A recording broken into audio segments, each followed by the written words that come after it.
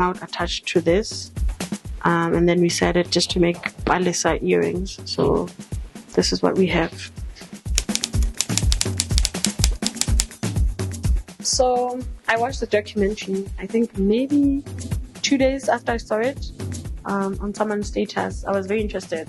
So I grew up around Hatsosadi. In hindsight, I always think maybe my reaction to waste is because of being around that place, all that dirt, all that smell. And the story for me speaks to already the people that I have seen come here and taking something just as waste to survive. It's a testament of, I guess, resilience for us as people. And half the time I also see it as young people and women.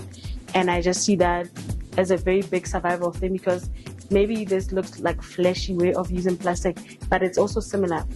Our stories are not that different. The future that we're going into is we're pivoting into